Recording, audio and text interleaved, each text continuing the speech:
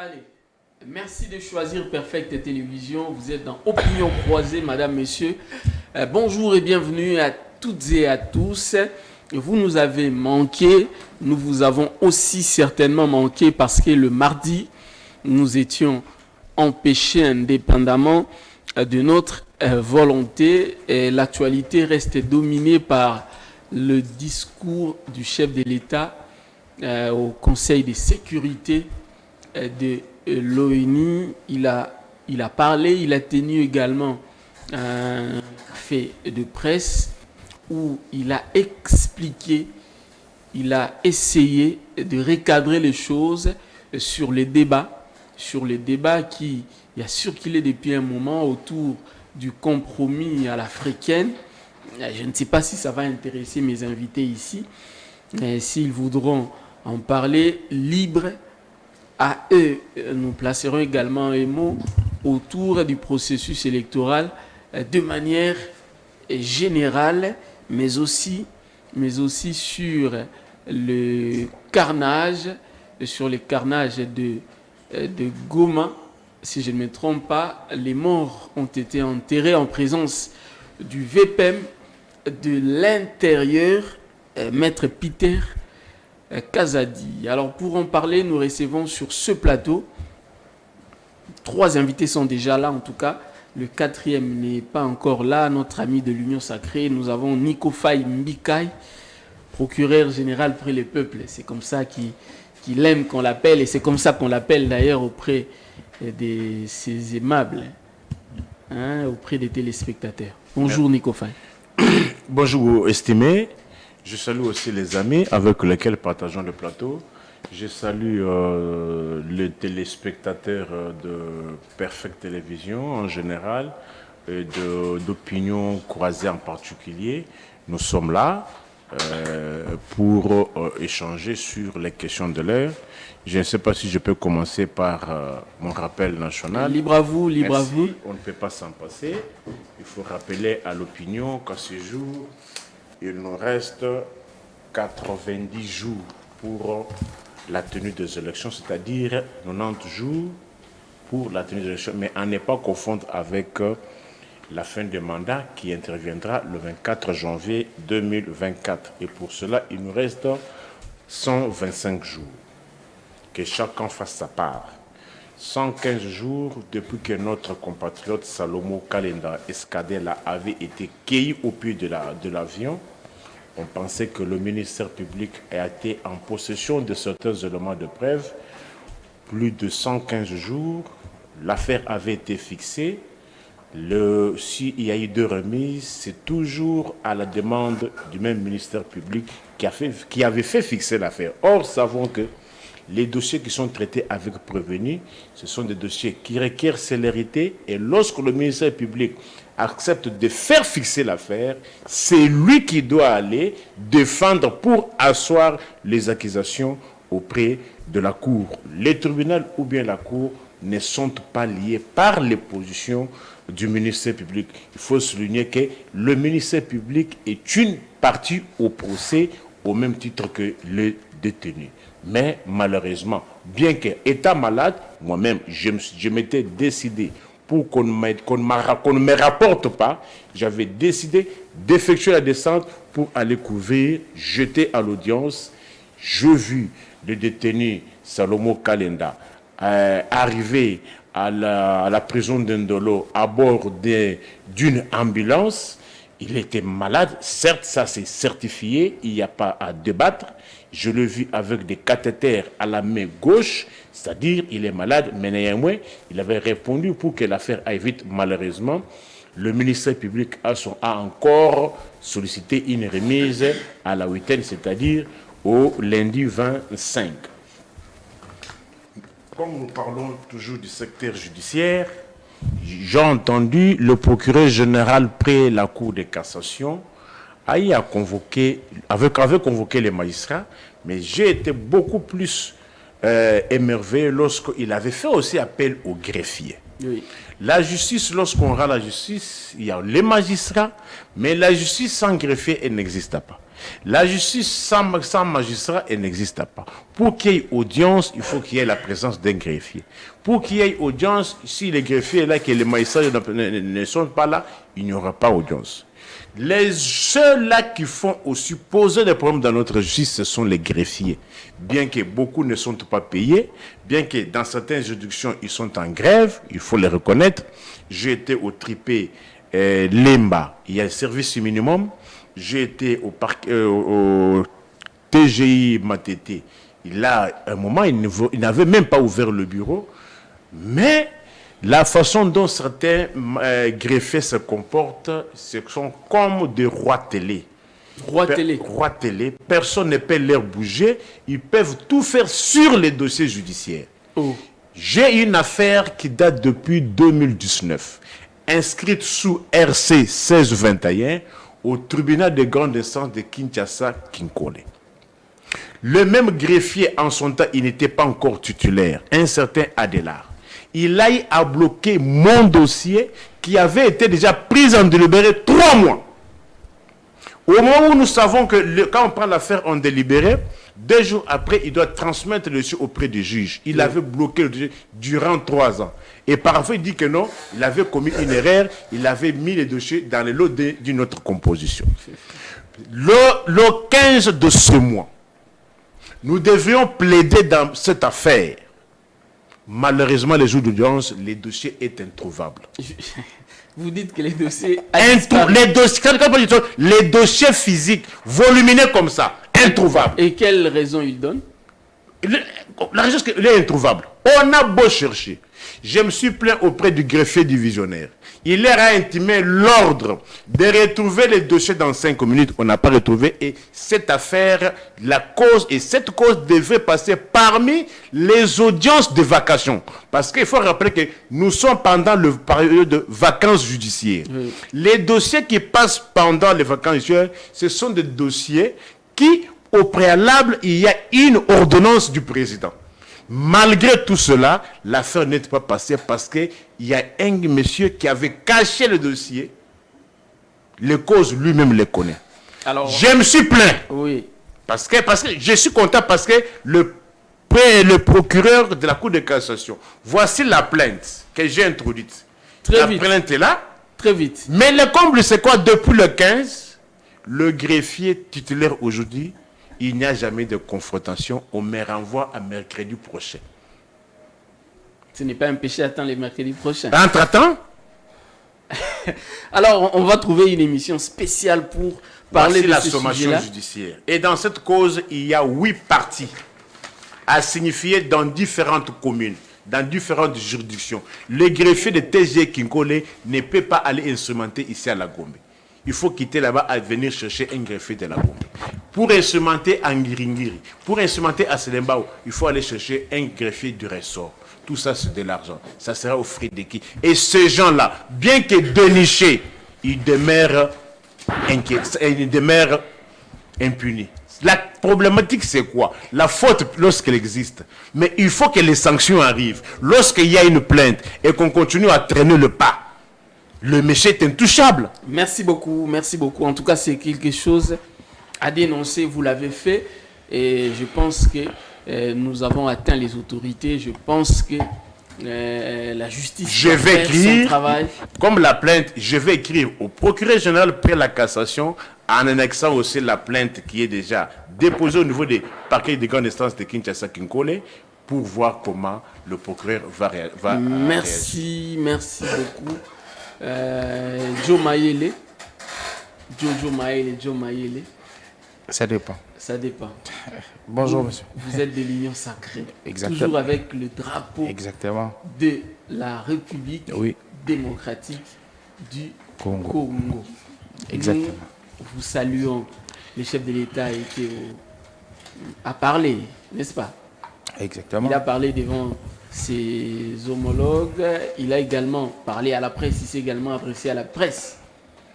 Il s'est prononcé autour de la fameuse question qui faisait débat des années depuis qu'il est au pouvoir. Mais nous vous accueillons quand même. Merci, monsieur Merveille. Je vous réitère mes salutations. Toutes nos excuses pour c'est léger retard. Nous nous étions contraints par rapport à une obligation familiale. Il a fallu que nous puissions la remplir. Et je pense que nous nous excusons face à vous et puis face à nos co-débatteurs et puis face à ceux que nous regardent à la maison, que nous appelons les téléspectateurs, toutes nos excuses. Je pense que c'est quelque chose de très important que vous venez de dire. Mais avant que j'amorce cette question, ici, il est question aussi, excusez-moi pour la tautologie, de pouvoir encourager et jeter des fleurs pour toutes les personnes, autorités, qui donnent du crédit à notre bilan, qui donnent du crédit au bilan de Félix-Antoine Tshisekedi. Comme j'ai j'ai cité les noms. Ben oui, comme qui? Ils sont très nombreux.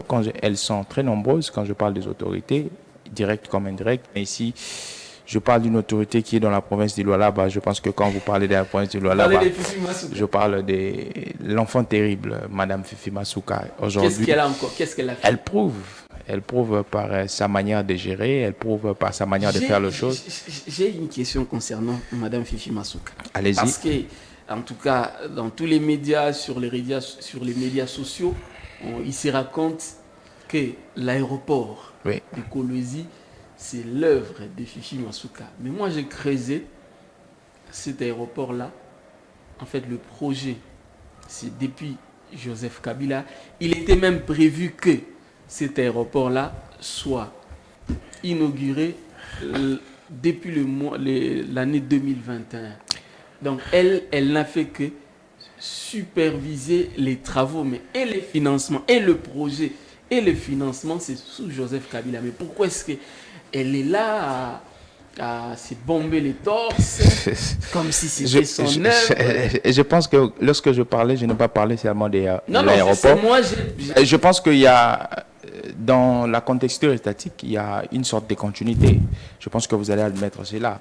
Il y a les passifs, il y a les actifs. Et dans les actifs, lorsque une personne vient continuer cette action, je pense qu'on va remettre cette action sous la JBCR de cette personne qui vient de continuer cette action. Il y a plusieurs actions qui ont été entreprises. On a laissé ces actions sous marque d'une squelette que Mme Fifi Masuka est venue donner corps. Alors, le squelette n'est pas animé, c'est le corps qui est animé. Le financement était déjà... je pense que même le financement, oui, tout était déjà... Je pense que même les financements, mais les financements ne va pas effectuer le travail seul. Il faudrait une gestion honnête. Il faudrait une personne qui est manager, une personne qui va orienter ces gestions-là et ces finances-là. C'est dans cet aspect de choses que je suis en train de parler, parce qu'on peut vous mettre 100 000 $ ici, on vous dit faites un travail. Il y a certaines personnes qui ont l'ADN de la kleptocratie, du vol. Ils vont détourner, ils vont voler. Mais il y a certaines personnes qui ont l'ADN propre. Et ce sont ces personnes qui vont mettre cet argent au profit des projets pour la concrétisation. Alors, lorsque nous parlons de la gestion, nous parlons aussi de l'état d'âme, l'état pur, l'état honnête de cette personne qui gère. Et par là aussi, je suis en train d'amorcer... pour saluer aussi le travail de Mme Yvette Angoussi, qui est aussi dans le staff de Mme Fifi Masuka. Alors, revenons dans la question sur la question concernant que vous les m'avez posée. discours, nous allons en parler. Ce sera d'ailleurs les sujets principaux. Je pense que vous m'aviez posé une question concernant... Oui, en passant, à l'intro. Oui, à l'intro, je pense que je vais mettre quelques qualitatifs. Allez-y. Le chef de l'État était très cohérent. Il était très intellectuel, Être intellectuel suffit. Ben oui, j'ai pas dit que ça suffit. Dans mon allocution, j'ai dit je vais mettre des qualificatifs. Parmi les qualificatifs, j'ai dit il était très intellectuel, il était très cohérent. Et lorsque nous sommes en train de classifier les discours, je pense qu'il a été dans l'interpellation, il a été dans la conscientisation, il a été dans l'appel.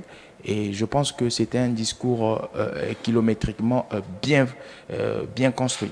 C'est dans cet aspect de choses que je vais faire. Et je pense qu'il a touché d'une manière directe ou indirecte ses interlocuteurs. D'une manière directe. Nous allons en parler. Je salue Mitterrand, lui il est de Kabila Forever. Nous saluons d'ailleurs votre président, Junior Mpetshi. Effectivement. Il va bien. Oui, le président national se porte bien. C'est lui que les Congolais appellent actuellement les modèles du renouvellement de la classe politique. Mais avant toute chose, je vais d'abord aussi dire bonjour à ceux avec qui nous partageons, c'est-à-dire les camarades avec qui nous partageons ces plateaux. Notamment Jojo. Notamment Joumaël. Je vous réitère. Bien que malheureusement, aujourd'hui, je suis un peu abasourdi. Hier, je sais qu'il était la bouche autorisée de Gabriel Mokia. Mais au jour d'aujourd'hui, il est, je ne sais pas moi, sans position. Non, mais il est de l'Union Sacrée. Non, l'Union Sacrée, c'est une plateforme qui est composée par des partis politiques. C'est-à-dire, on ne peut pas dire qu'on est de l'Union Sacrée pendant qu'on est en dehors d'une formation politique qui est connue, enregistrée. Bon. Il va le dire. Bon, ça, cela n'est pas un débat, mais cela n'est pas un débat. On soutient quelqu'un sur la base d'un programme. Posez-lui la question de savoir sur l'intitulé du programme de M. Félix Tshisekedi. Vous allez répondre à ça. Félix Tshisekedi n'a pas un programme. Donc, un président qui gère sans programme. Un président n'a pas de programme. Mais le programme, c'est du gouvernement. S'il vous plaît, permettez. Référons-nous à la Constitution. Le président est élu sur base d'un projet de société. Lorsque le gouvernement porte ce projet de société, la nomination change, devient un programme. Je vais essayer maintenant de recadrer. Il dit que le président de la République est élu sur base d'un projet de société. Le président de la République n'a pas un programme. D'abord, avant de parler d'un programme d'action, il doit y avoir préalablement le projet de société. Parce que les programmes d'action énumère les différents paramètres à partir desquels, bien à travers lesquels on va maintenant passer à la mise en application du contenu minimum de votre projet de société. Oui. Ici, félicitations pour la sincérité. Vous avez avoué que Félix Tshisekedi n'a jamais eu ni des programmes, ni des projets de société. Et puis, il va encore aller plus vite. Dire ce que je n'ai pas dit. J'ai dit que Félix Tshisekedi n'a jamais eu ni des... C'est un problème de vocable. Je pense que je suis face à un érudit. Lorsqu'il est en train de manipuler la langue de Molière, il est en train d'utiliser... Est-ce que je peux continuer? Je pense qu'il est question de vocable. Est-ce que je peux continuer? L'élégance du débat fait que quand on parle, l'autre c'était.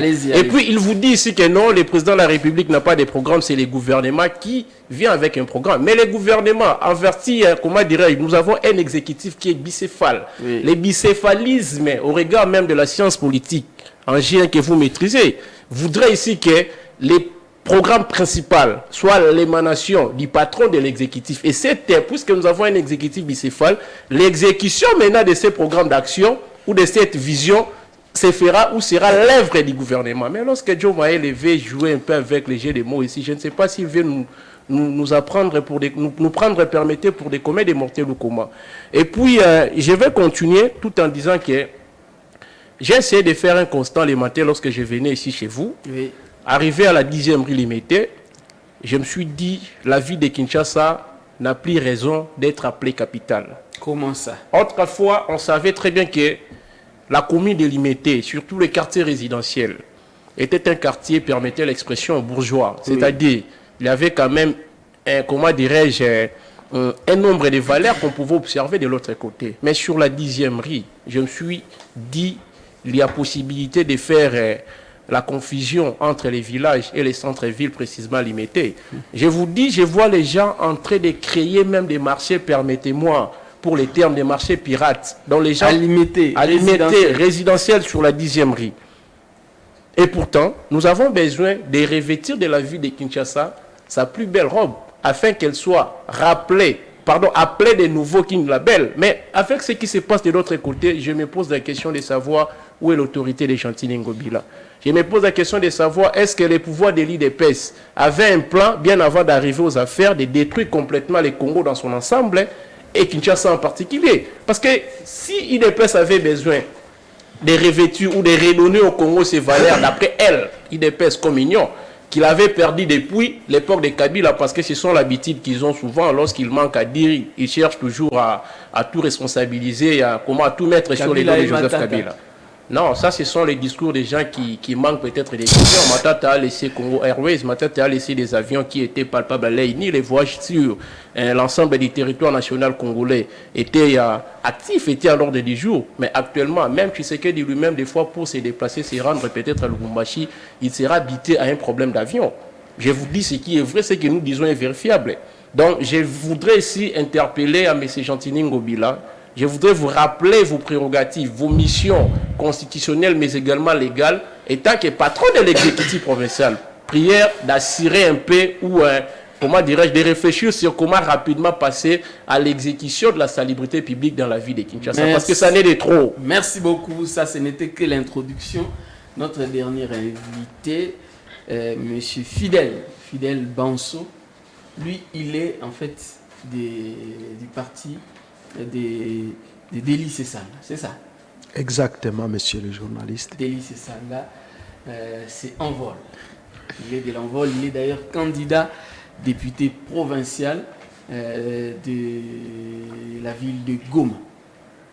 Bien entendu. Là où d'ailleurs on est en train d'enterrer les morts tués par les militaires. Ça, c'est une réalité. Par les militaires. Et les VPM d'ailleurs de l'intérieur et a assisté lui-même à cette séance d'enterrement. Ça fait vraiment mal. Je vous reçois. Merci beaucoup, l'éminent journaliste Merveille Bailenge. Je salue en passant mes co-débatteurs ici présents.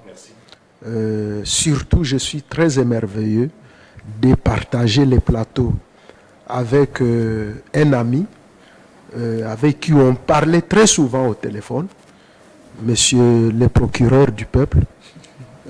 C'est un ami, sincèrement, mais on ne se connaissait pas.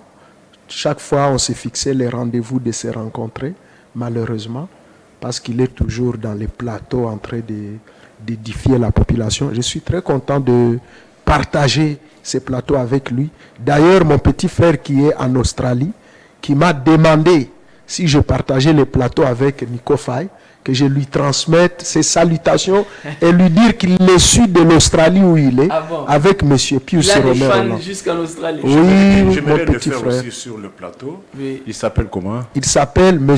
Ayale Jaziri. Jaziri Ayale, nous voici sur le plateau.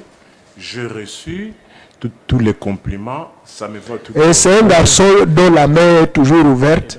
Je pense qu'il ne manquera pas même d'envoyer même quelques litres de carburant. Alors, parce qu'il estime qu'il serait votre meilleur auditeur ou téléspectateur. C'est-à-dire mon numéro, plus 243 81 64 44 165. Plus 243 81 64 44 165. On vous transmettra les liens. Le numéro est à utiliser à bon escient. Je pense que M. Jaziri, là qu'il se trouve, il a vu fidèlement que j'ai transmis ces salutations au procureur près le peuple dont il m'a chargé de transmettre ses vives salutations et lui dire de les complimenter parce qu'il les suit le plus souvent. Et salutations arrivées, compliments également. Voilà. Je voulais aussi saluer les deux autres co-débatteurs, l'homme de l'Union dite sacrée et les collègues les camarades de Kabila Forever. Mais d'entrée de jeu, moi je voulais juste parler un peu de quelques 2 ou 3 biscuits. Les premiers, 2 ou 3, c'est beaucoup. Je voulais adresser mes sincères félicitations au VPM de la fonction publique. Oh. Moi, je vous ai dit que j'ai fait l'opposition républicaine. Quand il y a quelqu'un qui fait de bonnes choses pour l'intérêt de la population, quel que soit son camp politique, nous devons avoir le courage, les ailes de les féliciter. Donc vous pensez que je félicite les VPM de la fonction publique. Mais c'est à la personne de son Excellence, Monsieur Jean-Pierre Liaou Eboa. Je vous dis, j'ai suivi des images à partir de Kisangani où il se trouve, accueilli en un prince, accueilli comme un roi. Pourquoi la population se mobilise pour lui réserver un accueil si délirant? Ce n'est un secret pour personne que depuis l'avènement de Jean-Pierre Liaou à la fonction publique, je vous dis, l'opposition que nous sommes ou autre camp peut douter de ce que je dis, mais les preuves sont palpables. Mais on dit Jean-Pierre Liaou, je pense, si Félix Tshisekedi, si le président de la République, Félix Tshisekedi, avait des ministres qui ont aussi la passion, qui ont aussi le courage, comme je le vois dans les chefs de Jean-Pierre Liaou, je pense que les pays pouvaient décoller. Mais on dit que... Je vous informe que d'ici... Attendez. Selon les informations, il y aurait des engagements clandestins à la fonction publique. Parce que officiellement, il a été annoncé, on a suspendu les engagements à la fonction publique. Mais au Sénat, on s'est plaint qu'on continue à engager jusqu'à aujourd'hui. Dans d'autres structures, institutions de l'État également, on continue à engager en clandestinité. Et toi, ici sur ce plateau, tu es en train de faire des éloges de Jean-Pierre Liaou. Merci beaucoup, monsieur le journaliste. Le vice-premier ministre de la fonction publique a sorti une circulaire interdisant tout engagement, toute nouvelle unité. Mais on vous apprend. Mais je vous apprends. S'il vous plaît, je vais y arriver. Il existe ce qu'on appelle des brebis. Des brebis, comment vous les appelez? Des brebis galeuses. Si au Sénat, on peut se permettre de piétiner la loi, de piétiner les instructions qui sont en vigueur, moi je ne peux rien commenter là-dessus. Mais tout ce que je sais, dans toutes les administrations, il est strictement interdit à ce jour de produire une commission d'affectation pour une nouvelle unité, telle qu'on l'appelle. Si quelqu'un est engagé, c'est-à-dire actuellement vous devez passer par concours de la fonction publique, et ne sont admis sous statut aujourd'hui que les anciennes nouvelles unités que le VPM de la fonction publique a trouvées, qui étaient déjà commissionnées, notifiées, mais en situation d'irrégularité, manquant ainsi les numéros matricules. Donc moi je ne rejette pas en bloc cette allégation. Je pense que le VPM qui nous suit ou qui va nous suivre va prendre en compte cette dénonciation. Merci beaucoup. De toutes les façons qu'il... S'il vous plaît, je n'ai pas encore fini. Non, mais vous n'allez pas... Je mérite aussi des minutes comme Nico Faye, comme Jojo Maëlle. J'atterris. Le VPM, à partir du mois d'octobre ici, 50 000 agents seront payés. Nouvelle unité, non payés. 50 000. Maintenant, l'IAO a un porte-parole qui se trouve dans les partis des délices. J'ai la parole, s'il vous plaît. 50 000, ce n'est pas quelque chose de moindre. 50 000 personnes non payées depuis des années, mais qui vont commencer à toucher leur salaire, bien que modique, au mois d'octobre ici. Nous saluons aussi l'action qu'il venait de faire. Non, mais la semaine passée. J'ai fini.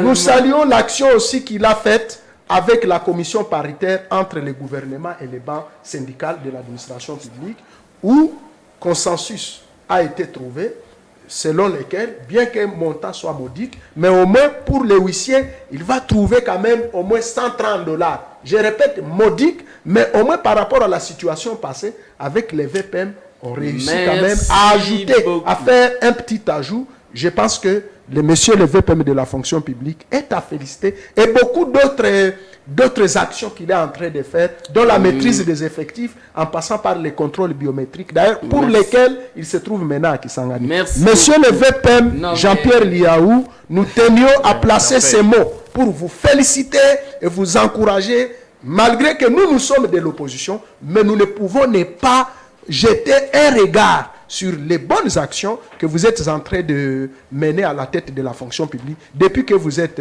ministre à la fonction publique. Nico Faye, avant d'entrer vraiment dans les vifs du sujet, il vient là de démontrer que le gouvernement de l'Union sacrée fait quand même quelque chose. Il vient de nous expliquer pas le gouvernement, quelques personnes. Non, mais il fait partie du gouvernement de l'Union sacrée. Parce que l'action qu'un membre du gouvernement va poser, le gouvernement c'est un tout.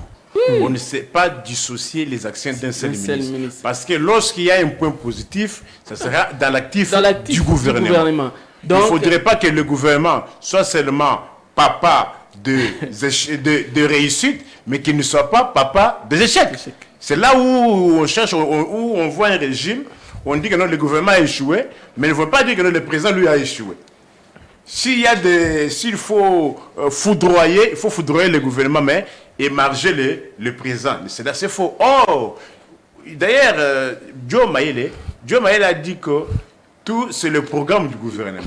C'est-à-dire, quand le gouvernement réussit, c'est dans l'actif du président. Quand le gouvernement échoue, c'est le président toujours. Ouais. Mais il ne faudrait pas chercher à dissocier le président et le gouvernement. Dès lors que toutes les actions, le président de la République ne viendra pas poser l'action directement. Toutes les actions du président sont transmises par le truchement du gouvernement. Oui. Malheureusement, avec les régimes comme celui-ci, vous pouvez trouver un conseiller qui va en province, qui va monter un projet sans même que les gouvernements au niveau central ne sont au courant, sans même que les gouvernements provinciaux, de là où ils vont recruter le tabac, ne sont au courant. Ils partent sous, bon, avec les Mobutistes et leurs enfants. Vous allez parler. Mais je vais juste compléter dans ce qu'il dit, sur base de ce que notre camarade d'en face venait de dire. Sur l'IAO, juste un petit mot. Un petit mot seulement. Merci pour la compréhension et surtout l'élégance. Monsieur Merveille, je voudrais que le peuple qui me regarde en ce moment à la maison puisse noter quelque chose. Oui. Mais référant à la loi portant statut de l'opposition politique en RDC, on ne peut pas être de l'opposition pendant qu'on fait partie des institutions. Oui. Cela se fait même à travers la communication que vous êtes en train de donner. C'est-à-dire, quelqu'un ne peut pas passer sur un plateau de télévision, dire qu'il fait partie de l'envol de l'honorable Adélie Sessanga, que je salue en passant, mais dans son argumentation, dans ses dires, dans ce verbe, il est en train de louer l'action d'un membre influent. Je sais que je dis c'est une réalité légale. Vous savez, lorsque vous lisez les textes des lois... Non, lorsque vous lisez les textes des lois, il faut faire une interprétation scientifico-technico-idéologique afin de mettre à la disposition des peuples une compréhension aussi idoine. Permettez-moi de vous dire, ce qu'il fait là scientifiquement, ça ne passe pas. Vous savez, pour parler politique, je l'ai toujours dit, mes référents à Nicolas Machiavel, dans son précis des sciences politiques, il faut avoir une information sur les données politiques, les données d'État, pardon, les informations politiques et la science. Parce que la politique, Platon l'a défini, Aristote l'a défini dans son ouvrage intitulé La politique, comme une science, mais aussi un art. Donc, la politique, avant d'aborder des questions politiques, il faut avoir une connaissance sur la science. Or, lorsque je vous parle de la loi organique portant statut de l'opposition politique en RDC, c'est un document scientifique. Donc, on doit respecter les contenus et surtout que je ne pense pas qu'il doit être... Sessanga est de l'opposition républicaine. Sessanga vous a parlé... Attention avec le jeu des mots. Vous avez déjà vu Sessanga passer à la télévision, vous dit qu'il est de l'opposition républicaine. Parce que, pour être de l'opposition républicaine, il faut faire le jeu de Constant Moutamba. Mais se rendre dans la rue comme Sessanga le fait à chaque fois que le peuple souffre, là, il n'est pas de l'opposition républicaine, il est radical. Il est contre Tshisekedi. Mais quand je vois quelqu'un à la télévision qui se fait passer pour un cadre des partis en vol de l'honorable Sessanga, tenir des discours soutenant ou s'inscrivant dans la logique de la vision d'un membre du gouvernement, c'est-à-dire qu'il n'est pas avec Sessanga. Donc attention aux infiltrés dans des partis politiques de l'opposition. Merci beaucoup. Mais monsieur vous allez parler. C'est Nico Faye qui m'avait cédé son temps d'antenne par élégance. Allez-y, Nico Faye. Oui, vous savez, on peut être intellectuel, mais dans les actes que l'on pose vont à l'encontre de votre intellectualisme. D'abord, si nous interrogeons la Constitution à l'article 101, il faut rappeler à notre population que Marcel Yaou avait été élu sur la liste d'un parti politique, le PPRD. Oui. Par quel mécanisme il est de l'union sacrée sans qu'il perde tous les avantages? D'abord, c'est malhonnêtement scientifique. Jean-Pierre Liaou, pas Marcel Liaou. Jean-Pierre Liaou. Il a été élu sur la liste du PPRD. Bon, je comprends, je le dis pour la bonne forme, mais vis-à-vis des Mobutistes, ça ne sert à rien même de lire encore les lois. Article 101 de la Constitution, passé au référendum. Oui. Le membre de l'Assemblée nationale porte le titre de député national. Ils sont élus au suffrage universel direct. Le candidat aux élections sont présentés par le parti politique. Par les partis politiques. Les partis. Ou par les groupements politiques. Ils peuvent aussi représenter un indépendant. Liaou était-il député indépendant ou bien PPRD? Ça c'est clair, il était un candidat. Est-il honnête scientifique? Ça c'est à vous de répondre. Moi je suis journaliste. Parce que nous sommes à 90 jours de fin des élections. Oui. Il a promis aux engins et fonctionnaires l'augmentation des salaires de 35%. 35%. Aujourd'hui, on est où? Aujourd'hui, on est où? Contrairement à ce qu'on dit, j'ai même entendu le ministre de l'EPST, qui a été mon professeur.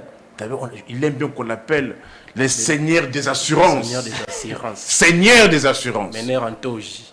Alors, il m'a donné le coup des assurances, il m'a donné le coup des responsabilités civiles. Mais je pose la question. Ils ont dit sous la place publique qu'un enseignant de l'école primaire touche 511 000 francs congolais. Quel est cet enseignant congolais qui vous touche 511 000 francs congolais? Les enseignants de l'école primaire touchent 381 000 francs congolais. 381 000 de l'école primaire. En dollars, l'équivalent? Bêta machine, dollars 253 000. Tout y a les lots. Ça, c'est vrai parce que j'ai changé ça aujourd'hui à ce montant. 253. Mais ils ont dit que l'enseignant congolais de l'école primaire touche 551 000. Sans pour autant même préciser qu'au niveau des enseignants, il y a ce qu'on appelle les zones géographiques. L'enseignant de Kinshasa ne touche pas le même salaire qu'un enseignant des territoires et des villes. Il y a de ces enseignants-là, de l'école primaire du secteur public, qui vous touchent 243 000 francs congolais. Maintenant, parlons sensable. Est-ce qu'on dise que le ministre de la fonction publique, comment sont-ils procédés pour qu'on retranche aux enseignants 10 000 francs congolais? Les enseignants se plaignent. Y a-t-il eu débat préalable? C'est ton salaire, mais pour qu'on le prélève, pour qu'on se traite. Mais tu dois être au préalable informé. On vous coupe sans vous 10 000 informer. On dit aux enseignants qui touchent 80 000 francs congolais de frais de gratuité. Oui. En réalité, l'enseignant ne touche que 60 000. Lorsque les enseignants posent la question, où vont les 20 000 francs congolais, que ce soit le ministre de la fonction publique, que ce soit le PST, personne, que ce soit du budget, personne n'est en mesure de vous dire où vont les 20 000 francs de chaque enseignant. Faites le calcul, 20 000 francs congolais fois autant d'enseignants qu'on a sur l'étendue nationale. Cet argent-là va où? Mais il y a moins. Marcel Liaou Jean-Pierre Liaou avait promis aux enseignants, aux fonctionnaires, l'augmentation des salaires de 35%. C'est-à-dire quoi 35%? Celui qui touchait 300 000 francs congolais, on doit faire le calcul de 35% de 300 000 francs congolais. C'est plus ou moins 500 000 francs congolais qui devaient toucher. Posez la question aux militaires. Parce qu'il faut savoir que les sont les enseignants. Ouais. Aucun policier n'a 400 000 francs congolais. Aucun. Du général le plus gradé au moins gradé. Personne ne touche 400 000 francs congolais comme solde. Comme solde. Personne. Mais nous sommes à 90 jours de fin de mandat. Le 35% dont on a promis aux Congolais, a contrario, le magistrat, le juge se plaignent. Ils touchaient l'équivalent de 1 200 $. À ces jours, leur pouvoir d'achat s'est vu baisser. Le juge qui touchait 1 200 $, aujourd'hui, touche autour de 950 $ américains. Je parle du fonds parce qu'il faut rappeler que le ministre de la fonction publique, il gère tous les fonctionnaires de l'État, quel que soit le ministère. Quand on dit fonctionnaire de l'État au sens strict, c'est celui qui est régi par le statut de la fonction publique. Mais quand on parle de fonctionnaire au sens large, c'est tout celui qui est payé par l'État. Mais posons des questions par rapport à ceci. Et pire encore, dans un bâtiment qui a existé depuis de 100 ans, lui va inaugurer, il place la première pierre. Et puis il fait appel à la caméra, au caméraman. Alors, Joe Maele, commentez ce même sujet, puisque je sais que vous avez à dire. Nous allons passer au fond, hein, sur les sujets annoncés. Nous en avons annoncé, je crois, 2 ou 3, les discours du président de la République, les cafés de presse qu'il a organisé, où il s'est exprimé, hein, autour du débat, hein, sur les... Qui allume la toile. Ces fameux débats sur ces négociations avec les régimes antérieurs. Les régimes de Joseph Kabila. Alors, Monsieur Merveille, je pense que je veux vous dire d'abord merci pour la parole. Alors, je pense qu'à chaque fois que je suis sur votre plateau, j'aime être. Pourquoi? Parce qu'il y a une sorte de niveaux et puis il y a une sorte de réflexion qui est toujours à la hauteur.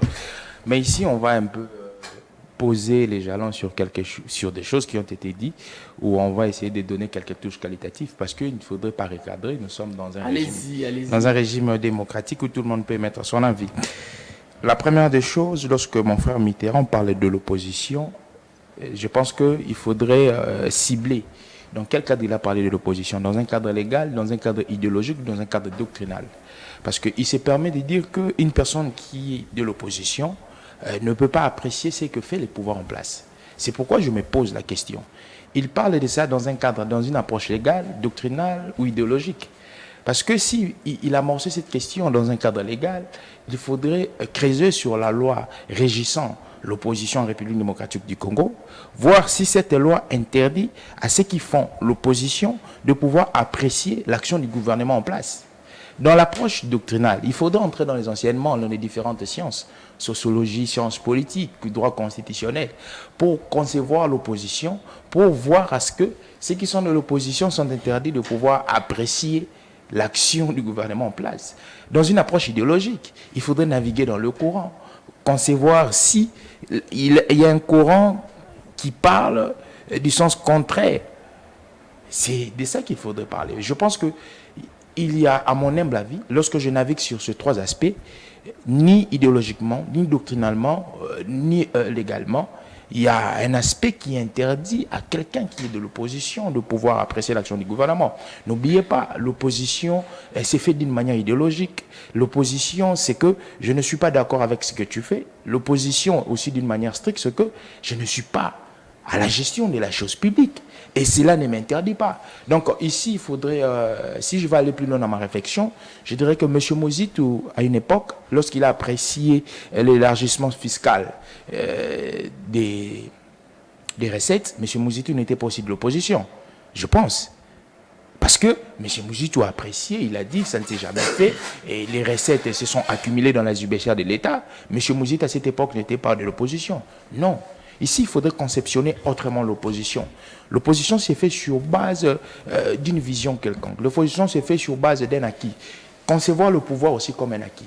Ceux qui ont le pouvoir, ils ont un acquis, ils ont une chose, comme Karl Marx le conçoit, comme une chose, et ceux qui n'ont pas cette chose. Donc, il faudrait commencer à, si on doit émettre un argumentaire sur la manière de gérer, émettre un argumentaire sur la manière de voir les choses. C'est un peu de cette manière que je vais donner une touche qualitative. Alors, la deuxième des choses, monsieur Nico Faye pose la question de savoir sur base de quoi M. Lior a transité. Oui. Ben, monsieur Nico Faye, je pense que vous êtes une personne qui est assise dans l'information, dans la recherche. La Cour constitutionnelle avait rendu un arrêt au mois de janvier 2021 concernant cette question, la question des transits.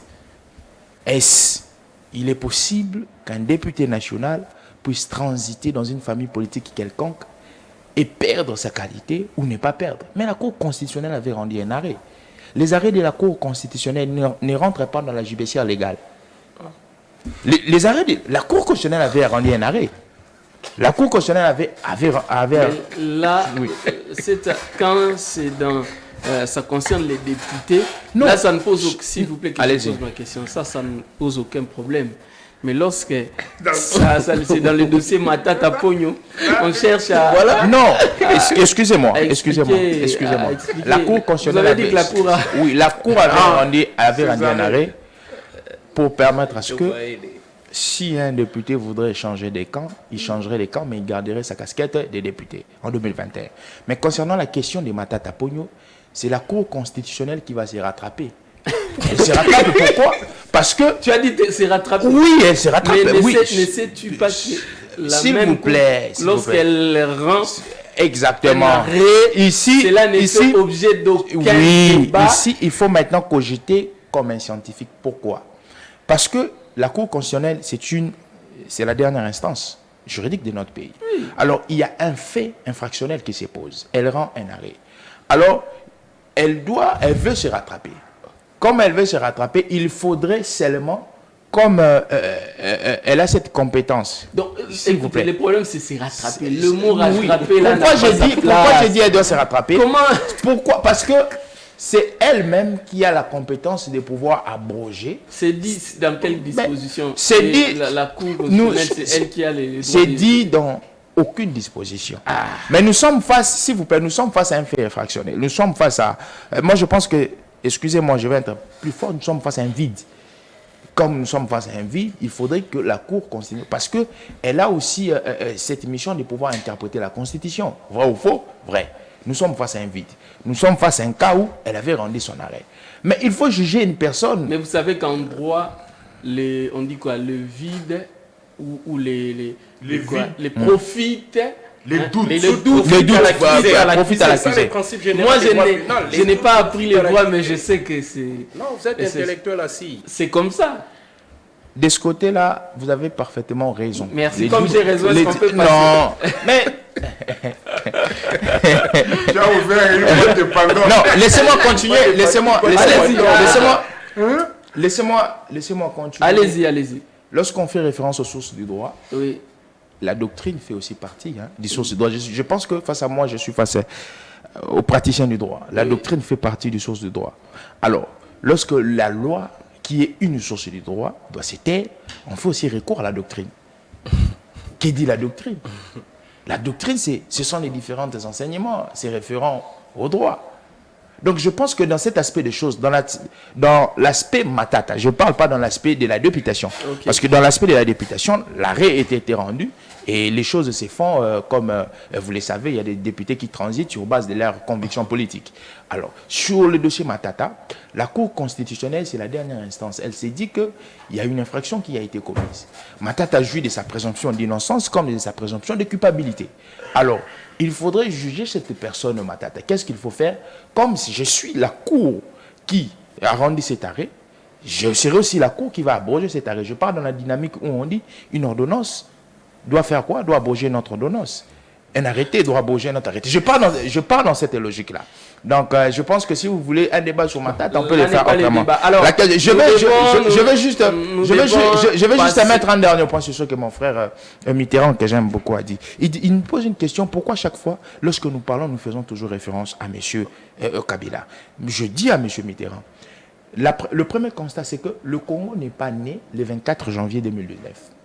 Ça, c'est la première référence. La deuxième référence, je parle en sociologie, on dit pour examiner un fait social, il faudrait toujours chercher sa causalité. Alors, lorsque nous voulons examiner ou diagnostiquer les différents faits qui se passent au sein de notre société, il faudrait transiter les régimes. Il faudrait chercher la causalité. On n'impute pas seulement certaines causes au régime Kabila, mais il y a certaines causes qu'on impute aussi au régime Mobutu, au régime Kasavubu. Pourquoi? Parce que les causalités ont une genèse, soit au régime Mobutu, soit au régime Kabila. Vous n'allez pas nous interdire, parce qu'il a parlé de la scientificité, oui. Et lorsque un scientifique doit analyser un fait social, on n'analyse pas un fait social d'une manière extrapolée. Il faudrait chercher le soubassement, voir les tours et les contours, et puis donner certaines orientations. C'est dans cet aspect de choses, lorsque nous, de l'Union Sacrée, nous parlons, nous faisons toujours allusion à M. Kabila. Je pense qu'il a aussi étudié les cours qu'on appelle les systèmes politiques comparés. On a toujours politique comparé, mais je pense que dans les systèmes politiques comparés, on fait référence aux gestions. On peut comparer deux systèmes politiques, on peut comparer deux gestions, on peut comparer deux gouvernements pour trouver les tours et les contours, pour trouver des orientations. Merci. Vous n'allez pas nous interdire. Merci beaucoup. Alors, nous pouvons entrer dans les sujets. Exactement. Parce que le temps est très avancé. Monsieur Fidel Banso, le chef de l'État, a fait son discours. D'ailleurs, ça fait le tour du monde et surtout du pays. Il a beaucoup plus insisté sur les drames qui a touché le Maroc. Mais en tout cas, sauf erreur de ma part, le chef de l'État n'a pas parlé de la situation de l'Est, de chez nous, avec le carnage de Goma. Vous êtes d'ailleurs candidat député provincial à la circonscription de Goma. Est-ce que vous pouvez diagnostiquer, analyser le discours de Félix Tshisekedi? Merci beaucoup, monsieur le journaliste. Avant d'arriver à ces points, je voulais juste intervenir par rapport aux propos de mon collègue, mon co-débatteur de Kabila Forever. Moi, je pense que si être opposant veut dire tout ce que le pouvoir fait, même si c'est bien, il faut dire que c'est mauvais, moi, je ne suis pas alors opposant. Moi, je crois que on peut être opposant et on voit qu'est-ce qui ne marche pas dans l'autre camp, on les décrit. C'est ça être opposant. Et ce qui marche, on dit, tel quand même fait bien, mais il reste à améliorer. Et c'est pourquoi on parle de l'opposition républicaine et de l'opposition radicale. Pour ce qui est... Quelle opposition? Parce que vous, je ne parle pas ici au nom de Sesanga, ni au nom de Envol. Je vous ai toujours dit ça. Le parti ne m'a pas mandaté pour faire quoi que ce soit. Mais vous êtes en termes de déclaration. Je suis un cadre de Envol, mais je réfléchis en tant que personne, en tant qu'individu. Chez vous là-bas, Envol, il y a la liberté. Je ne suis pas, s'il vous plaît. J'ai dit chez vous là-bas, Envol, il y a cette s'il vous plaît, liberté-là, s'il vous plaît, s'il vous plaît. Envol ne m'a pas mandaté pour parler en son nom. Tout ce que j'ai dit, ça m'engage moi en tant que fidèle, en tant que personnalité politique. Mais savez-vous que indépendante. Dans la politique, si vous avez étudié les cours des Sciences Po, dans la politique, lorsque vous portez la casquette d'un acteur politique appartenant à une famille politique, tout ce que vous direz aura des conséquences directes ou indirectes sur et vous et votre famille politique. Je résume en quelques lignes ce que j'ai dit. Moi, je suis de l'opposition.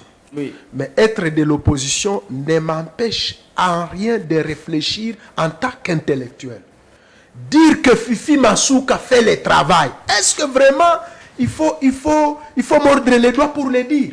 Et les œuvres sont palpables. Dire que Théon Abidjekas, le gouverneur du Sud Kivu, fait des œuvres, et moi-même je les ai vues, je les ai palpées. Parce qu'il est du pouvoir, je dois dire qu'il ne les fait pas. Parce que je suis de l'opposition. Que je dise que Théon Abidje ne travaille pas. Le gouverneur du Sud Kivu. Moi, je pense que nous devons éviter la politique de la haine. Moi, j'appelle ça seulement politique de la haine. Lorsque quelqu'un, parce qu'il est au pouvoir, il fait quelque chose de bien, nous disons que c'est mauvais. Et quand quelqu'un, parce qu'il est de l'opposition, voit quelque chose de bien du pouvoir, il dit que c'est mauvais. Non, moi, je ne peux pas faire une politique comme ça. Bref, je voulais intervenir à ce que mon collègue a dit là. Ce que j'ai dit ici, ça m'engage. Je dis que Jean-Pierre Liaou ne veut pas de la fonction publique par rapport aux anciens ministres précédents. Jean-Michel Bongongo, Yolande Ebongo, Pascal Isumbicho, l'autre là, Kibala. À partir de Kibala jusqu'à Jean-Pierre Liaou aujourd'hui, il y a des avancées très significatives au ministère de la fonction publique. Merci, on peut passer. Par rapport au discours du président de la République, je pouvais seulement dire que le président de la République a manqué peut-être l'occasion de se taire. Nous, on attendait...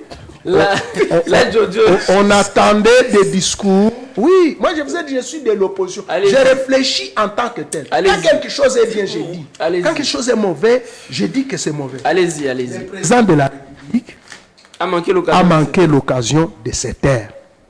Nous, ce n'est pas ce genre de discours qu'on attendait de lui aux États-Unis, à l'Assemblée générale des Nations Unies. On voulait qu'il amorce les sujets comme les massacres de Ouazalendo au Nord Kivu. On voulait qu'il parle plutôt du départ imminent de la MONUSCO. Il a dit. Imminent, c'est-à-dire, on donne même les heures, comme on a vu ça au Niger. On donne à la France 48 heures. Ils ne sont pas partis. On les déloge avec force. Mais ça fait des années depuis Kabila, on dit, on nous demande le départ de la MONUSCO. Et après, on proroge les mandats. Moi, je pense que le président de la République, son discours d'hier, c'est un raté. C'est comme ça que moi je l'appelle. On attendait qu'il dise la MONUSCO jusqu'à fin décembre. On ne veut plus voir un seul contingent de la MONUSCO au pays. 2. Pour le problème de Ouazalendo, voici ce que moi je donne comme position, comme version des faits par rapport à ce qui s'est passé, par rapport à ce que sa garde républicaine a massacré les Congolais au Nord Kivu, les Wazalendo. Je voudrais souligner un élément là-bas. Les Wazalendo ont été enterrés contre les grés de leur famille. On enterre les gens. Ce que vous aviez vu là-bas, d'après les informations retenues à la source, il semblerait, j'utilise les conditionnels, que d'autres corps seraient ensevelis nuitamment. Ah bon? Pour flouer les informations. Ce que vous aviez vu là, ces cinquantaines de corps là que vous aviez vu enterrés, il semblerait une centaine auraient été enterrés dans la précipitation la nuit. C'est pourquoi même aucune famille qui a été permise d'entrer en contact, même voir les derniers visages de leurs familiers. Et nous condamnons cela. Nous condamnons le fait que les Wazalendo qui ont été victimes de massacres soient aujourd'hui à la barre. Nous avions vu le prophète Ephraim Bissimo, qui est le prophète de Wazalendo. Un Congolais de père et de mère. Il est mouche.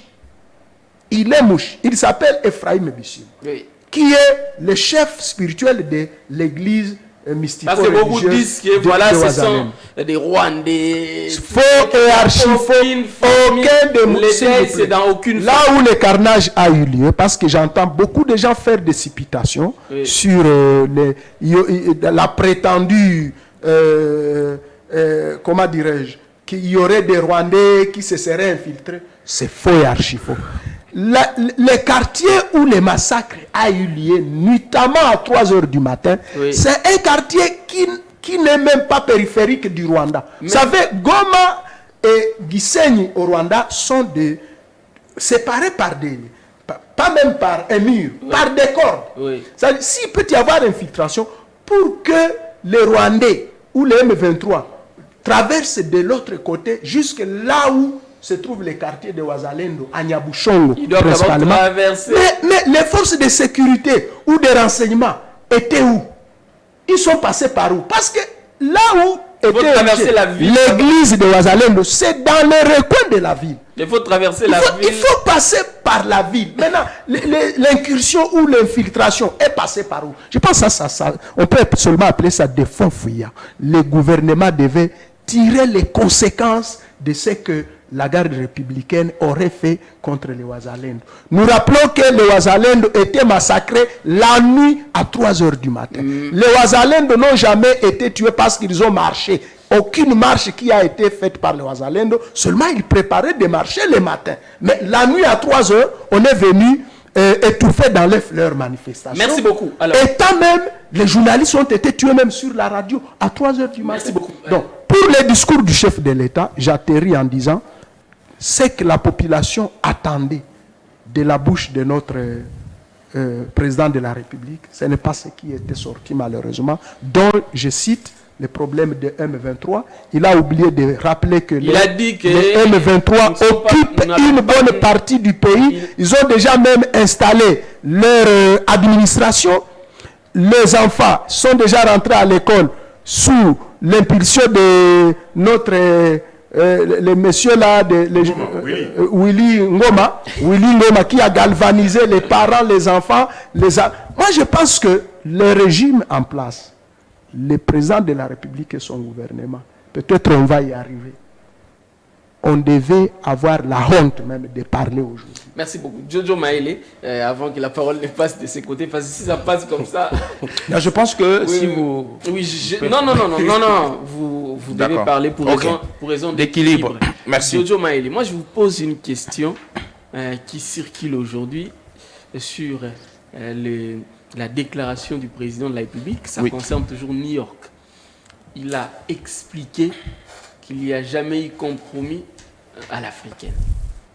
Il a été clair que lui, il a plutôt rencontré les professeurs Néhémie et Raymond Chibanda à leur demande.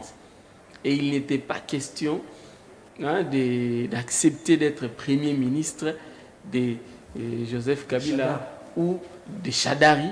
Mais c'était plutôt pour discuter sur la mise en place du gouvernement de la coalition.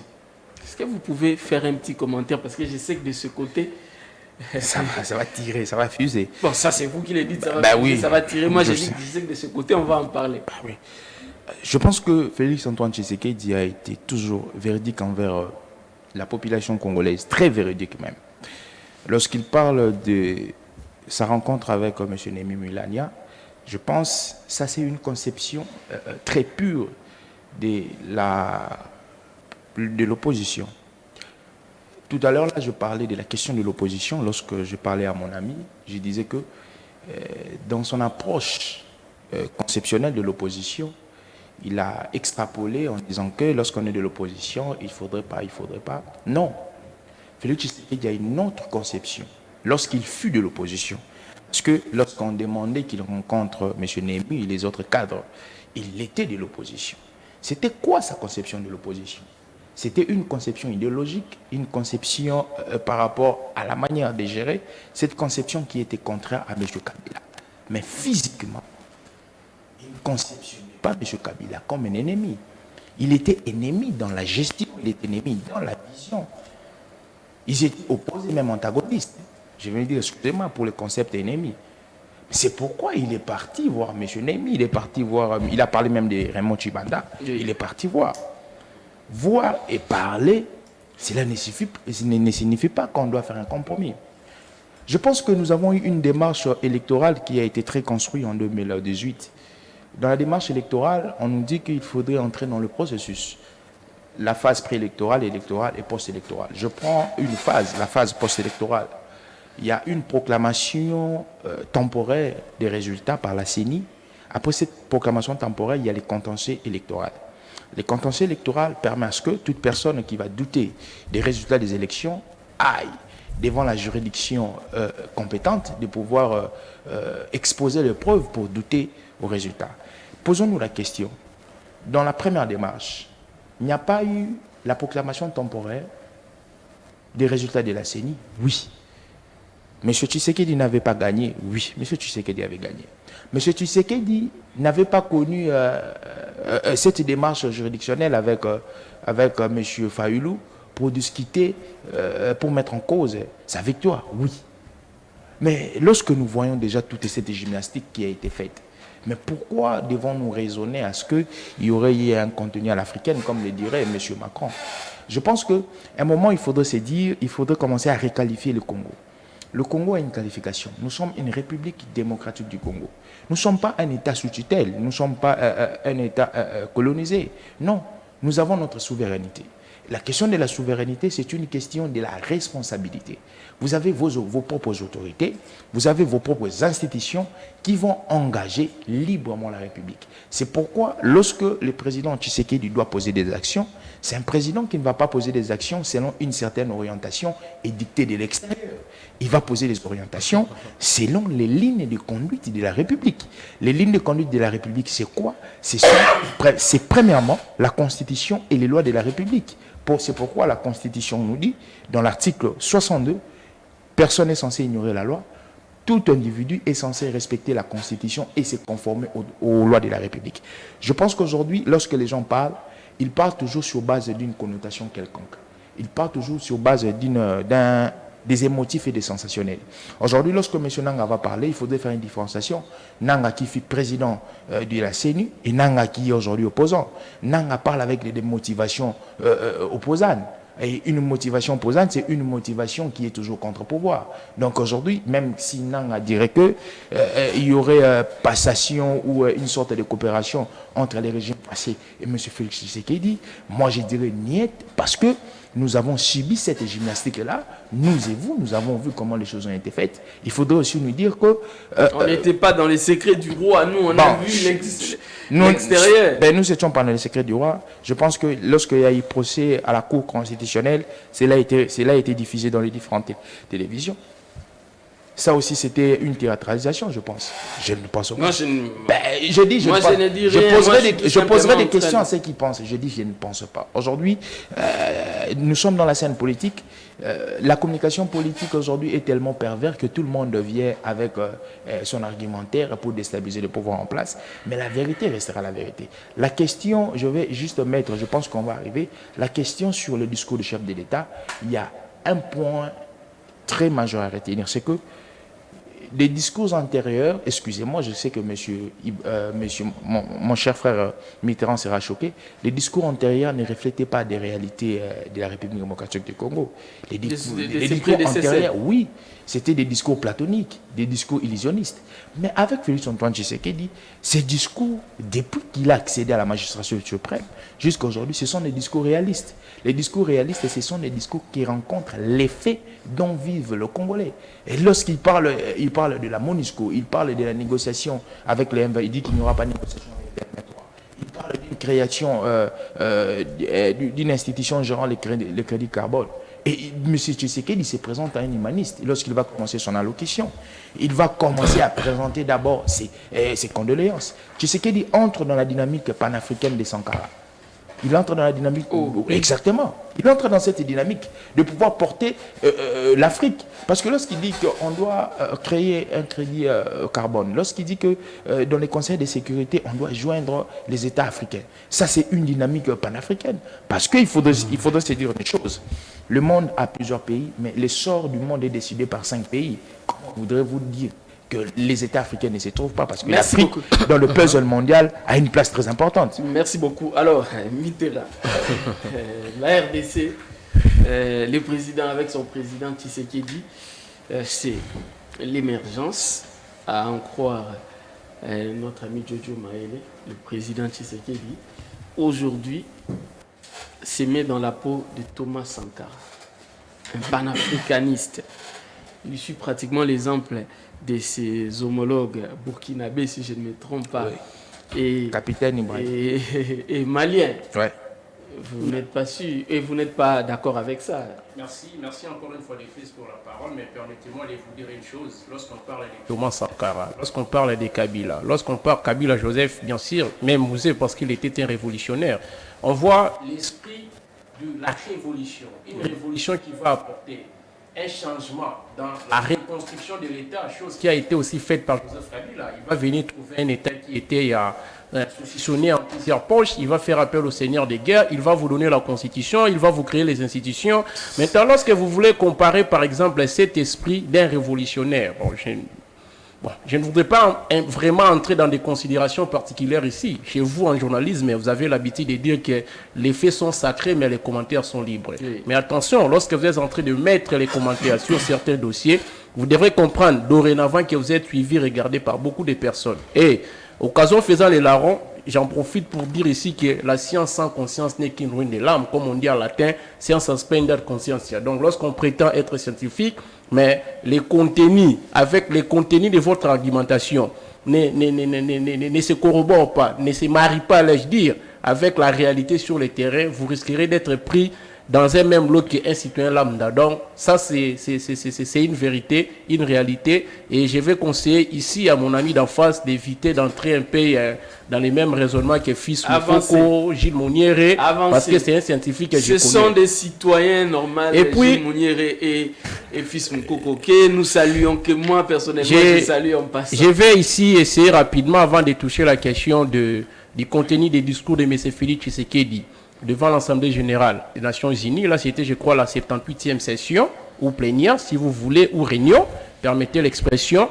Il vient vous dire tantôt ici, Joe Maele, que non, les discours de Félix Tshisekedi ne sont pas pareils aux discours de ses prédécesseurs, entre autres Joseph Kabila. Mais il s'est contredit, parce que Tshisekedi lui-même, après chaque sortie médiatique, il ne fait que se contredire. Je vais vous donner quelques cas de figure.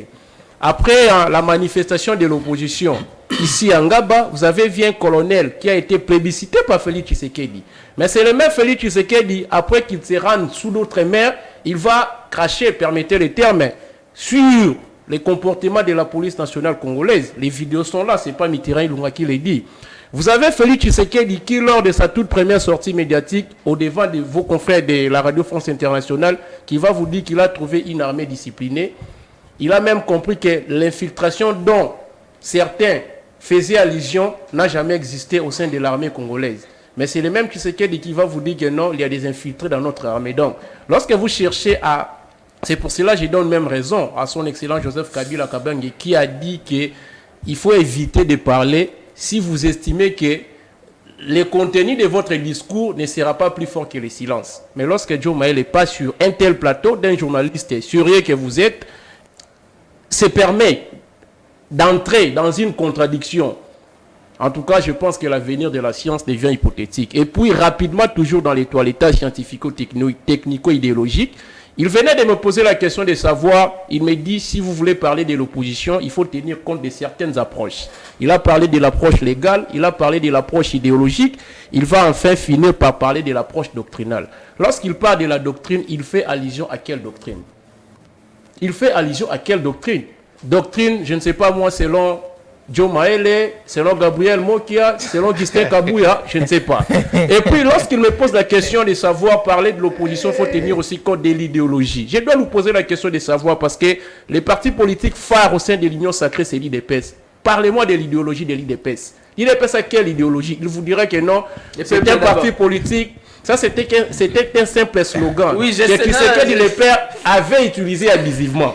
Et il vous dirait que non, l'idéologie de l'IDPS fait partie, c'est un parti socialiste. Or, le socialisme veut dire donner le peuple, donner au peuple le pain, donner au peuple le secret, donner au peuple du carburant, donner au peuple la sécurité, comme l'a fait le président Joseph Kabila autrefois.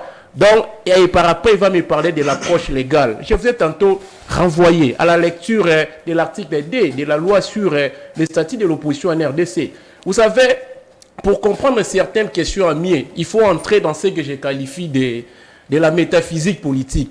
Lorsque la loi, les législateurs disent qu'on ne peut pas être opposant pendant qu'au même moment on se trouve dans les institutions. C'est là, ça fait aussi partie de notre...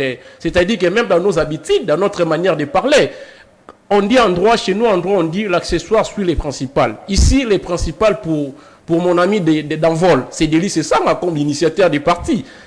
Mais lorsque lui passe à la télévision, prendre peut-être des directives ou des décisions qui entrent en conflit, en contradiction avec l'intérêt de l'honorable Sesanga, on ne dira pas de lui qui se trouve dans cette formation politique. Et puis pour finir, pour clore... Et avant que Nico Faye ne parle, parce que... Pour clore, je vais pour clore dans les recadrages. Il vous a tantôt brandi un arrêt qui a violé la Constitution, rendu par la Cour constitutionnelle. Je crois que c'était en 2021. Janvier 2021. Ayant pour contenu que actuellement la Cour peut officialiser la transhumance. Donc, quelqu'un qui était élu sur la liste du PPRD, il va se retrouver aujourd'hui dans l'IDPS, ministre de la fonction publique de son État. Joe Maël, intellectuel de son rang, va passer à la télévision. Et puis, laissez-moi vous dire une chose. La Cour constitutionnelle a violé la Constitution. La Cour constitutionnelle qui est, comment dirais-je, l'alma mater, la mère nourricière de la protection de la Constitution, aujourd'hui, avec cet arrêt, est en train de violer la Constitution du jour au lendemain. Moi, j'ai parlé, je suis en train d'écrire. Non, il n'y a pas à retirer. Je suis scientifique. La science, c'est aussi la conscience, l'honnêteté. Je suis scientifique. Je suis en train de travailler. D'ailleurs, j'ai écrit en deuxième licence. Mon travail a fait l'objet d'une grande distinction à la fac. J'ai écrit sur l'apport du juge constitutionnel dans la construction de l'état des droits en RDC. Et je suis en train d'écrire un article qui va bientôt apparaître sur les comportements du juge constitutionnel congolais. Le juge a officialisé la transhumance. Le juge a violé les articles ci-après, 110 de la Constitution. Même l'article 168 que tu as interprété mal, soutenant le fait qu'aujourd'hui la Cour peut revoir son arrêt pour les cas de la transhumance, mais contre les cas de Matata Pogno. C'est pas ce que lui dit l'article 168. Cet article stipule que les arrêts rendus par la Cour constitutionnelle sont inattaquables. Cependant, s'il faut réfléchir sur l'attaquabilité de l'arrêt rendu par la Cour, c'est dans une seule possibilité. Lorsque cet arrêt viole les droits de l'homme, cependant, au niveau régional, on peut saisir la Cour africaine des droits de l'homme. Et au niveau européen, on peut saisir la Cour européenne des droits de l'homme. C'est ce que voulait même faire Martin Fayoulou lors des élections de 2018. Et puis pour clore, il vous parle tantôt ici, permettez, j'ai écrit ça rapidement, il vous a parlé des contentieux électoraux. Je ne sais pas, vous savez, il faut éviter les jeux de mots. Il vous dit que non, les contentieux commencent après la publication provisoire des élections de la CENI. Et tant que chercher en droit constitutionnel, je lui dirais que c'est faux. Les contentieux, il y a des contentieux qu'on appelle préélectoral et des contentieux qu'on appelle post-électoral. C'est quoi le contentieux préélectoral? Ce sont par exemple, sur la vérification des listes et des candidatures. Lorsque vous estimez que vous êtes dans les vrais et que vous n'avez pas été aligné ou votre candidature a été rejetée, vous avez le droit d'aller saisir la Cour constitutionnelle avant même le moment de l'exécution des élections. Et puis pour M. Félix Tshisekedi, au devant des nations, au devant de la tribu des Nations Unies, je dirais, il a péché contre lui-même. François Mitterrand, dans son ouvrage intitulé « Ma part de vérité », a dit que l'homme politique s'exprime d'abord par ses actes. C'est dès dont il est comptable. Discours et écrits ne sont que des pièces d'appui au service de son œuvre d'action. Mais c'est Félix Tshisekedi a ignoré le fait que l'article 69 de la Constitution, je crois à son alinéa 4e, lui reconnaît comment dirais-je, la posture du garant des bons fonctionnements des institutions. Mais sur la tribune des Nations Unies, il va vous dire autre chose. Nous avons des tueries, pour ne pas répéter ce que mes prédécesseurs ont dit ici. Le cas de Wanzalendo, par exemple, les arrestations arbitraires qui se font du jour au lendemain. Aujourd'hui, le pays a détruit la bonne œuvre construite par Joseph Kabila, par exemple, la création de la société avec Matata Ponyo comme Premier ministre, Congo Airways. Au jour d'aujourd'hui, les Congolais ne savent plus se déplacer. Au jour d'aujourd'hui, le pays est totalement dans le chaos, mais devant ses collègues présidents africains, mais aussi ses venants d'outre-mer, M. Tshisekedi a essayé de marcher hors la réalité. Il est allé, permettez les termes, peut-être mes expressions, mes mots seront forts, mais je suis en train de parler tant que compatriote. Vous savez, actuellement, pour parler Congo, il faut avoir un cœur comme celui de Joseph Kabila. Il faut avoir un cœur comme celui de Moïse Katumbi. Il faut avoir un cœur comme celui de Martin Fayoulou. Il faut avoir un cœur comme celui de Delis Sanga, contrairement au spectacle de notre camarade en vol, soi-disant, venez nous livrer ici. Donc, je pense que ce que devrait faire M. Félix Tshisekedi, c'était de dire à la face du monde que désormais, puisque j'ai cherché le soutien des États-Unis d'Amérique, mais je n'arrive pas à donner du pain aux Congolais, puisque j'ai cherché le soutien de la France, mais je n'arrive pas à donner du carburant. Il est allé même plébisciter les cas des Marocains, les cas des Libyens, au détriment des intérêts des Congolais. Mais je vois Joe Maël ici venir faire des démonstrations qui manquent même de l'élégance et de l'aisance scientifique. C'est grave. Merci beaucoup. Alors, je pense qu'il a été vraiment touché. Il a été touché. J'ai atteint mon objectif. Nico Faye, parce qu'on va clôturer l'émission avec vous, normalement. Le chef s'est exprimé. Déjà. Oui, il est temps. Nous avons la montre d'ailleurs, nous avons dépassé des 10 minutes. On n'a pas parlé de... Nico Faye, s'il vous plaît. Airways. S'il vous plaît. Nico Faye il aura le privilège de placer un mot sur Congo Airways. Mais ce n'est pas une parole de l'Église lorsqu'il va placer. S'il vous plaît, Nico Faye, vous avez la possibilité de réagir, de balayer nous si vous voulez. sommes en train d'aller vite parce que nous sommes talonnés par le temps. Oui. Joe, un conseil gratuit que je te donne. Sur des questions, sur les évidences, ne place pas mot. Survole. Oh. Comment ça? Vous lui interdisez des... Non, un conseil. Parce que la télé peut te lever, la peut te rabaisser. Mais quand tu te mets à discuter avec la Cour, la Constitution, qu'elle soit bonne ou mauvaise, c'est la Constitution. C'est la Constitution. Comment la Cour peut-elle revenir sur cette décision? Ça n'existe pas. Il a parlé d'un terme là. Non, la Cour, c'est amendé ou quoi? Hein? Il a parlé. C'est rattrapé. Lui-même, il a oublié même les termes qu'il a utilisés. Non, en fait, si j'intervenais, on dirait que je suis en train de... Monsieur Nicofa, il dira que je suis en train de... Je suis d'accord avec toi que tu restes calme. Parce que je pourrais... Non, n'intervenez pas. Au moins, il a dit que la Cour s'est rattrapée. C'est rattrapé. Et en effet. Je vais vous dire la disposition, article 160.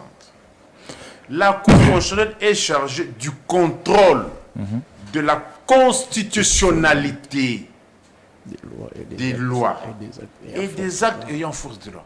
La Cour constitutionnelle n'est pas là pour consacrer l'inconstitutionnalité. La Cour est là pour la Constitution, c'est-à-dire tous les actes doivent être conformes à la Constitution.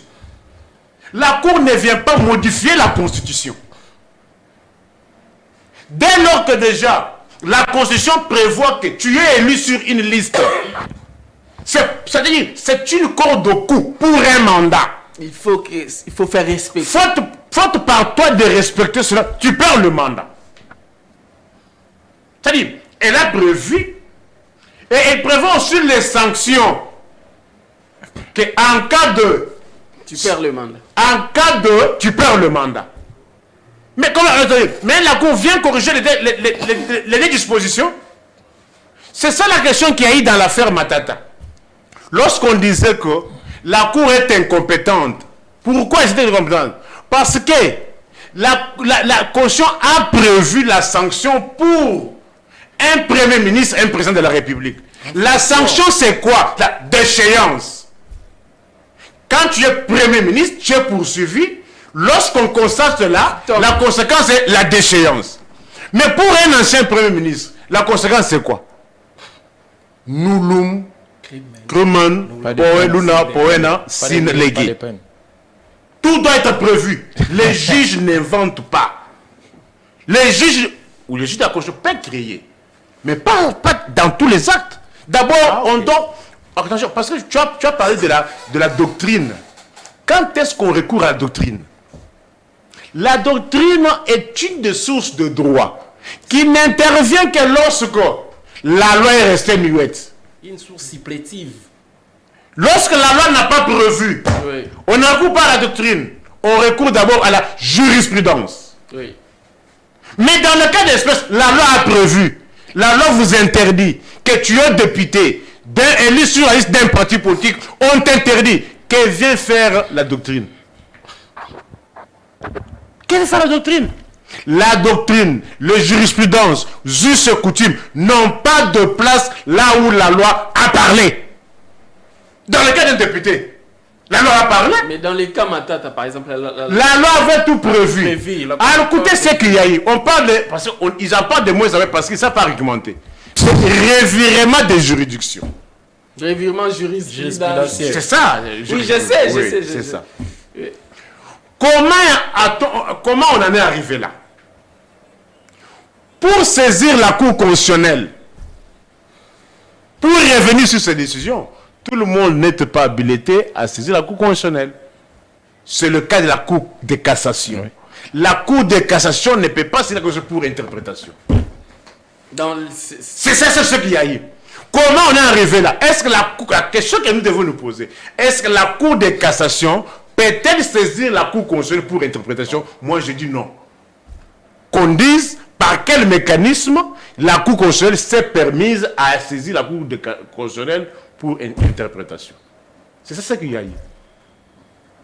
Alors, maintenant, évoluons pour chuter par rapport au dossier. Discours réaliste. Oui. Il est réaliste. Est-ce qu'Anton a été au moins une fois réaliste? Le président de la République. Il nous a promis Allemagne d'Afrique. Vrai ou faux? Était-il réaliste? C'est une métaphore là aussi. Albanie d'Afrique. On est dans métaphore. Yémen d'Afrique. S'il te plaît, mon frère. C'est une métaphore. Ça vient de lui. Métaphore. Mais il faut comprendre. Allemagne d'Afrique. Je pense que toi, tu connais très bien lorsqu'on parle de l'Allemagne d'Afrique. Mais ici, à la télévision, il termine. On doit permettre qu'il termine parce qu'il l'heure est... Je pense que tu connais l'Allemagne d'Afrique où les militaires et les policiers peuvent passer 5 ans sans être dotés en tenue et bout. Les militaires ne sont pas dotés en tenue et bout. Les militaires, dans un mandat, sont dotés en tenue, mais pas de bout. Bah, ouais, apprends, hein. Et une seule fois. Ah, non, apprends. Tu sais pourquoi j'ai dit tenue et bout? Je savais que tu allais revenir sur la tenue, mais bout. Quand il y a des militaires, ils ne sont pas tenus en bout, dotés en tenue, en bout. Tu as compris? Mais pour un mandat, vous avez acheté combien de vestes? Il y a 8 000 euros. Il y a 15 000 euros. Moi, on travaille $1 million. Chivas. Il a promis $400 aux policiers. Était-il réaliste? Très réaliste. Les policiers touchent aujourd'hui combien? Très réaliste. Les policiers. Mais c'est procédural. Ils touchent combien? C'est procédural. C'est procédural. C'est procédural. En fait, c'est procédural. Il a promis le véhicule aux militaires. On en est où? Parce que tu as dit, il est réaliste dans ce discours. Le réalisme, c'est quoi? Dire ce qui doit, dire ce qui est faisable, ce qu'on peut faire. C'est ça le réalisme. Tu dis non, je ne vous promets pas de manger 4 fois.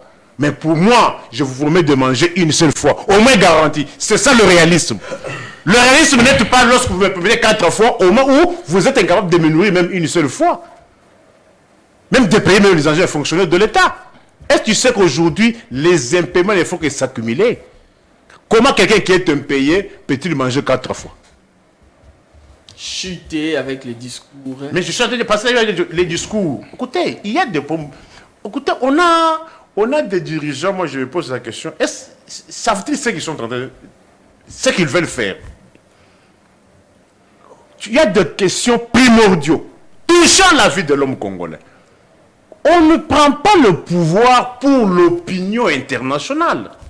On prend le pouvoir pour l'opinion nationale d'abord. La preuve en est que Donald Trump, je n'ai jamais été totalement d'accord avec lui. Donald Trump a dit, d'abord, Mbongo yaba américain, naba américain. Donald Trump est allé plus loin, en cassant même des anciennes conventions avec l'UNESCO, avec beaucoup d'institutions, avec beaucoup d'agences des Nations Unies. Mbongo wana ezonge naba américain. Mais comment ici vous avez, je ne comprends pas, politique en gros, il faut laisser la politique à ceux qui sont initiés. Chez vous, il y a eu massacre. J'ai fait 32 ans de lutte. J'ai organisé des marches. J'ai participé dans les marches. Un tel carnage n'a tikala comme on angote, il y a Goma.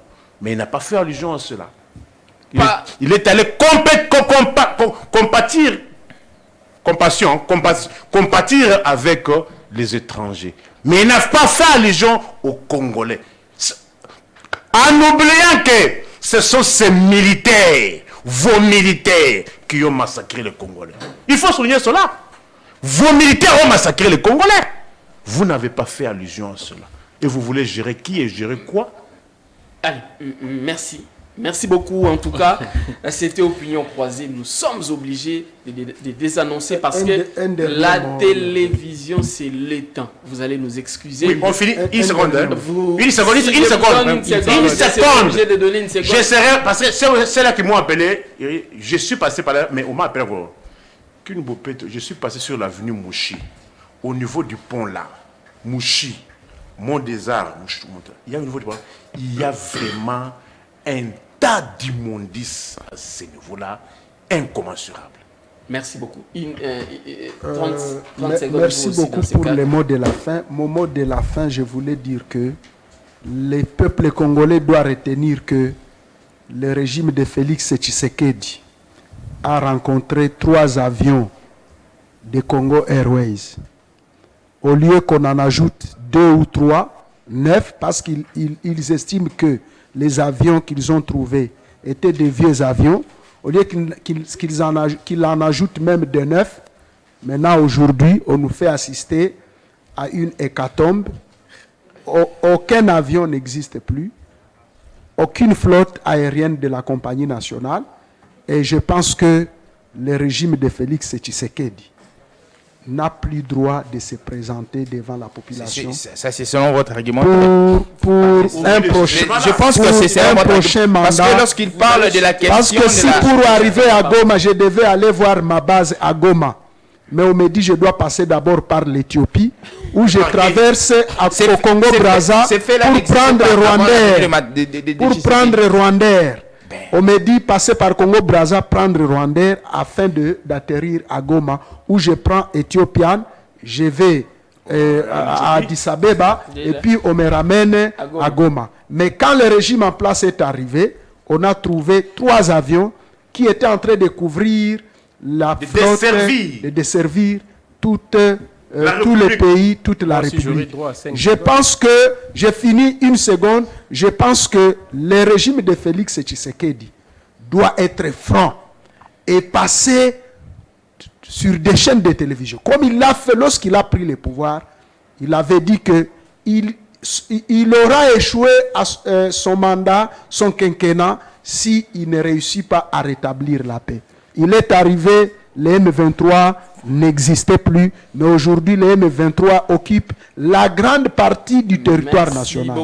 Donc, le président Félix Tshisekedi doit avoir le courage de démissionner. J'ai dit et je vous remercie. Merci, j'essaierai respectueux de la parole, de la confiance que vous m'avez donnée pour conclure. Je voudrais ici seulement interpeller les Congolais en leur disant que nous, Kabila Forêt Verte, dans un futur proche, vous nous verrez sur les différents ronds-points de la ville province de Kinshasa. Nous allons mettre à votre disposition les copies ou les copies ou la copie de la loi mère qu'on appelle la Constitution, vous allez seulement lire l'article 64. Et puis, occasion faisant les larrons, j'en profite, vous peuplez. J'en profite pour vous dire que Frantz Fanon disait qu'un dictateur n'a pas les conquérants à sa taille. Tant que toi, souverain primaire, tu ne relèves pas les défis. Donc, lorsque nous allons vous disposer, mettre à votre disposition la copie ou les copies de la Constitution, vous allez méditer une bonne lecture de l'article 64. Et puis, j'en profite aussi pour vous dire, après 2023, vous verrez l'IDP s'inscrire dans le ministère de la Culture et Arts parce que l'IDP est championne en comédie. Merci. Moi, je pense que dans une dynamique démocratique, comme mes frères les aiment beaucoup, il faudrait toujours rester dans ces instruments. La question des élections ici, elle est très importante parce que lorsque vous parlez de l'article 64, vous faites appel à la révolution. Je pense que cet article 64 n'a pas lieu d'être cité actuellement. Nous sommes dans un régime démocratique où on admet le moyen pour passer à la gestion de la chose publique par les élections. Je pense qu'ils se sont restreints du combat électoral. Il ne faudrait pas aller amadouer la population par l'effet de pouvoir donner la Constitution. Nous partons aux élections, vous vous êtes restreint du cadre électoral, c'est par rapport à vos ambitions et vos velléités. Donc je pense que l'article 64 n'a pas lieu d'être. Il faudrait mieux interpréter la Constitution, il faudrait mieux la lire parce que nous n'avons pas les capacités d'interpréter la Constitution. Il a peur déjà. Mais c'est la peur. Je pense que non, ce n'est pas la peur. Ce n'est pas la peur, c'est que je reste la révolution. Je reste dans